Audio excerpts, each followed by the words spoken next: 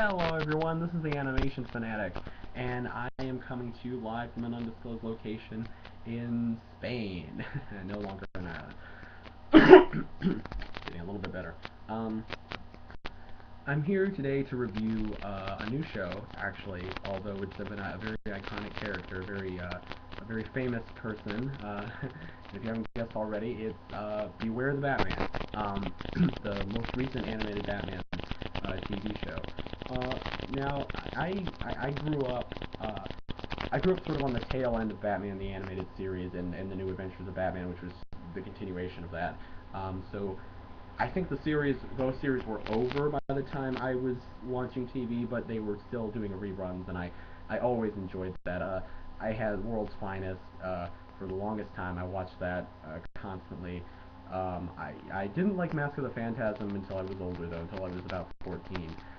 But now that's one of my favorite Batman movies. Batman movies in general. I actually like Batman Beyond, although my mom thought it was a little bit strange. And I watched the Justice League. I liked the Batman when I was a kid. If I were to watch it now, I probably wouldn't. He doesn't have quite as much playback value. I never saw much of Batman the Brave and the Bold, but what I did see, I did enjoy.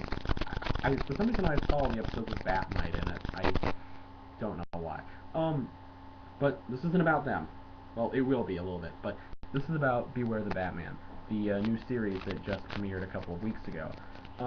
This will be a review of the first two episodes, and sort of an overlook of the series, how it's going in general. Well, it's only going so far, it's two episodes. So, spoiler alerts first. Yeah, just get that out of the way. Spoiler alert. Anyway, the first episode, we're introduced immediately to Batman. We're not given an origin story, which I like. You know, we all know his origin story. Don't need to go through that just yet. We'll probably be, rounding that roundabout when we get to it. So we start out, Batman's already fighting crime. He's already doing his thing. And he's, these eco-terrorists, and this is one thing that I really like. The bad guy, the first bad guy, Pig and Toad, they're bad guys. They're eco-terrorists, which I think is really interesting. It's a really interesting take on Batman, and just not Batman, just interesting villain take. I know these bad guys have been in the comics. I'd never seen them before, and I was a little skeptical of using lesser-known villains in not Batman's traditional rogues gallery. But if they're as effective as Pig and Toad were, or as actually Magpie was, I'll get to her in a sec, then I think I'll be happy. But anyway, so they kidnap industrialist, actually two industrialists, and they eventually get to Bruce Wayne, but they end up kidnapping Alfred, and he's got to go save him. That's the basic plot of the episode. There's a lot of action, there's a lot of decent action. As the first episode, I'm a little surprised it wasn't a two-parter. I was kind of expecting that, but I guess not. It was an effective episode, but it just wasn't their best pilot. It didn't suck me in quite as much as, let's say, another show with a similar animation style, Teenage Mutant Ninja Turtles 2012. As much as that pilot sucked me in. But it was decent enough. And I know not every pilot works great. I like the characters. I like this Bruce Wayne. This Bruce Wayne's decent, although I don't know if I liked it that they were throwing out the idea of Batman and Bruce Wayne, or I can't remember if they're saying it was the same. No, different people. They're different people. Yeah, I was like, whoa, they're throwing that dilemma already out at us, but yeah. Alfred is former MI6. I'll roll with it. I'll go with it. I'm a little bit worried about not seeing the Joker in the show, but maybe that's for another season, if it lasts. But I think I can do with Alfred as this way, this more, this tougher, more active Alfred. I will miss the cynical, sarcastic comments of previous ones, but he can still do that. So yeah.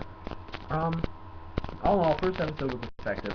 Second was an improvement. I like the mystery. I like Batman. I like seeing Batman use his detective skills. I like it that it had that whole mentalist thing going on, where he's like, oh, that's that's doing that, and that's connected to that, and it was pretty cool. And I think Batman should be using that. I like it when Batman's a detective. I like it when he's being smart. Um, yeah.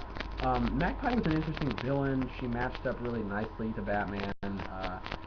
I liked it how the episode kind of threw you one. You know, you thought it was the psychologist, and then it was her assistant. I'm not sure exactly what Magpie's whole deal was with getting people's memories and stuff. I didn't really get that entirely, or why she chose, you know, that night to kidnap her boss. But maybe more will make sense as we keep going. Because there was something about experimentation, and maybe there's been some general experimentation on, you know, a lot of these bad guys, and they're trying to get back at something. I don't know. Anyway, as first two episodes go, they were good. They were very effective. I like the second one better. I liked it that we're introducing, you know, not Commissioner yet, Lieutenant Gordon. Introducing him early. I like his character design. I like it. We're introducing Barbara Gordon early. You know, Batgirl in the future probably. Uh, and we'll see where this goes with Katana or whatever her name is, the woman who's now Bruce Wayne's driver. We'll see where that goes with her and these tests, so-called. We'll see how that works out. I'm excited to see how the series pans out. I really hope it goes somewhere good. I don't see a flow just yet, but it looks like it might be doing a story arc concept like we've seen in Beast Wars, like we've seen in Detective Spider-Man, if you've seen that show. So I'm really excited to see where this show goes, what happens. Yeah, I can't wait. So when I see the new episode tomorrow, because I'm a little bit delayed here, I'll let you all know what I think of it. Okay, be good.